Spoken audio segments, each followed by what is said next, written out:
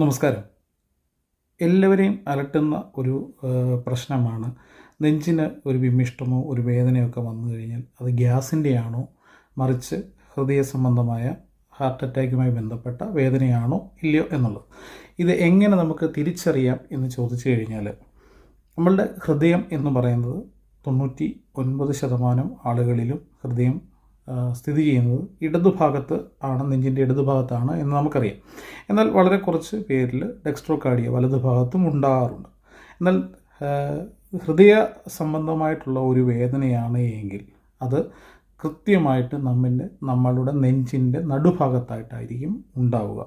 നെഞ്ചിൻ്റെ നടുഭാഗത്ത് ഒരു വേദന ഉത്ഭവിക്കുന്നു. അത് എന്തെങ്കിലും ഒരു വലിയ ഭാരം നെഞ്ചത്ത് എടുത്തു വച്ചിരിക്കുന്നത് പോലെ നമുക്ക് അനുഭവപ്പെടുന്നു.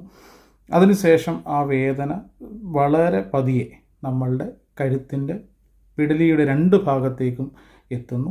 ഒപ്പം ഇടത് തോളിലേക്ക്, അതേപോലെ തന്നെ ഇടത് കൈയിലേക്ക് ആ വേദന വ്യാപിപ്പിക്കുന്നു. ഒപ്പം നമുക്ക് ശക്തമായിട്ട് ശരീരം വിയർക്കുന്നു, ഛർദ്ദിക്കുവാനായിട്ടുള്ള തോന്നൽ ഉണ്ടാകുന്നു. ഇതൊക്കെ ഹൃദയാഘാതവുമായി ബന്ധപ്പെട്ട് ഉണ്ടാകുന്ന നെഞ്ചുവേദന. എന്നാൽ ഗ്യാസ് ട്രബിളുമായി ബന്ധപ്പെട്ടുണ്ടാകുന്ന നെഞ്ചുവേദനയാണെങ്കിൽ അവർക്ക് ചിലപ്പോൾ സ്ഥിരമായിട്ട് ഗ്യാസിൻ്റെ അസ്വസ്ഥതകൾ ഉണ്ടാകുന്നവരായിരിക്കാം. എന്നാൽ അവർക്ക് ചിലപ്പോൾ ഏതെങ്കിലും കഴിച്ച ഭക്ഷണം പിടിക്കാതെ പെട്ടെന്ന് ഗ്യാസിൻ്റെ അസ്വസ്ഥത ഉണ്ടാകുന്നതായിരിക്കാം.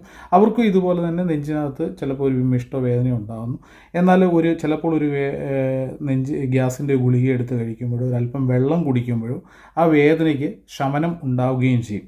എന്നാൽ ഹൃദയ സംബന്ധമായ വേദന ഉണ്ടാകുമ്പോൾ അത് വളരെ കൃത്യമായിട്ട് നെഞ്ചിൻ്റെ നടുഭാഗത്ത് നിന്ന് ഒരു ഭാരം ഇറക്കി വച്ചിരിക്കുന്നത് പോലെ, എന്തോ ഒന്നിരിക്കുന്നത് പോലെ നമുക്ക് ഫീൽ ചെയ്യുകയും ശക്തമായിട്ട് വിയർക്കുകയും ഛർദ്ദിക്കാൻ വരികയും ഒക്കെ ചെയ്യുന്ന അവസ്ഥയുണ്ടാവും.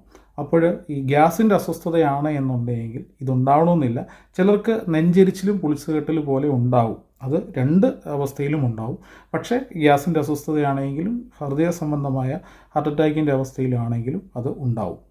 അങ്ങനെ വെച്ചുകൊണ്ട് ഗ്യാസിൻ്റെ അസ്വസ്ഥതയാണ് എന്ന് പറഞ്ഞ് ഈ പറഞ്ഞ ലക്ഷണങ്ങളുള്ളപ്പോൾ വെച്ചുകൊണ്ടിരിക്കാതെ എത്രയും പെട്ടെന്ന് ആശുപത്രിയിൽ പോയി ECG എടുക്കുക, ഡോക്ടറെ കാണുക, അതിന് വേണ്ട കൃത്യമായ മാർഗദർശനങ്ങൾ ഡോക്ടർമാർ നൽകുന്നത് സ്വീകരിക്കുക, വേണ്ട മരുന്നുകൾ കൃത്യസമയത്ത് കഴിക്കുക തുടങ്ങിയ കാര്യങ്ങൾ ചെയ്യുക.